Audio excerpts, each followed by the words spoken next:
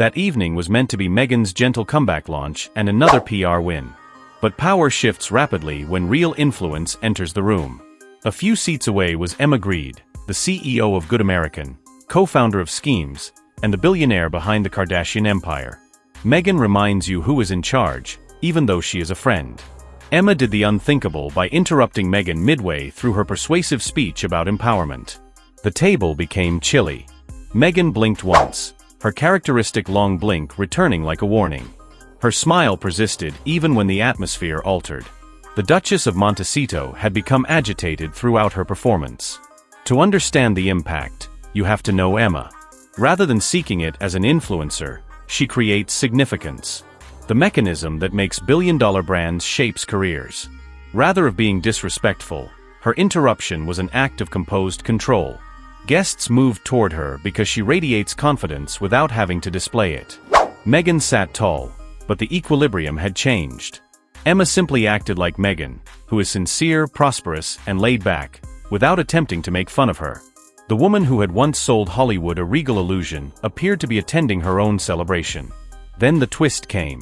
Meghan had tried to recast herself as California royalty, and Emma had been selected to be an ambassador for King Charles's organization. Yes, that King Charles. On TV, Meghan criticized the monarchy. She was caught off guard by the news days before the event, but she couldn't cancel. Despite her clenched teeth, she smiled as her friend burned the crown she tried to burn down. After years of interviews, Netflix deals, and royal claims, that night felt like poetic justice. Meghan made headlines, Emma made empires.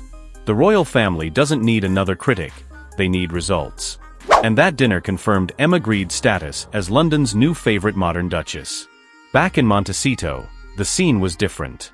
Insiders claim that after viewing the footage and realizing his wife was being overshadowed, Prince Harry did not stand up for her. Instead, he exhaled, maybe relieved. After years of being her loyal echo in every public storm, something clicked. Emma's calm demeanor resonated. Rather than humiliation, it was realization. Like everyone else, Harry recognized that Meghan's need for power had been satisfied. Instead of defeat, it was a moment of perspective for him. After years of standing by her side in court, interviews, and family conflicts, his silence now speaks more than words. Maybe he's realizing that the kingdom he sacrificed never existed. That night, Meghan took center stage as someone else quietly showed that she no longer had it, reflecting their marriage. As she poured wine and smiled, Harry finally saw the truth. Image-based authority quickly fades. Then there's her favorite brand, parenting. Meghan portrays herself as a loving, compassionate mother. Rumor has it, though, that reality is different from the image. Despite her extensive network around Los Angeles, her kids are rarely seen. They are sometimes referred to as Montecito's invisible heirs. No one expects her to stay at home, but when your character is one of family values, numerous picture ops and galas seem unnecessary.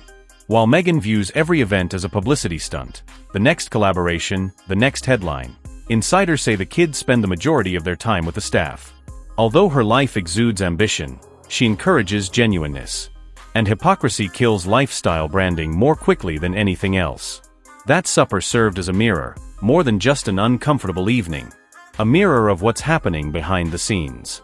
According to sources, Meghan and Harry's marriage has changed from being about love to being about two business partners running a brand. Public appearances have lost their vitality and often feel scripted. Not out of vanity, but rather an attempt to maintain control in a life where he's lost it. Harry is calm, in control, and even reputed to be obsessed with hair loss treatments. Meanwhile, across the Atlantic, the monarchy is moving its own chess pieces. King Charles is reportedly considering removing Prince Andrew's title, which would allow Harry and Meghan to lose theirs as well. It is something that Prince William supports. The argument goes that although Andrew's scandal is out of date, the drama in Sussex is still going on. Once Parliament acts, the titles Duke and Duchess of Sussex might be eliminated with a single vote.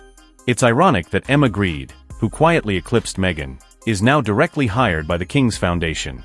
The monarchy quietly replaced its troublesome duchess with a lady who actually made a difference.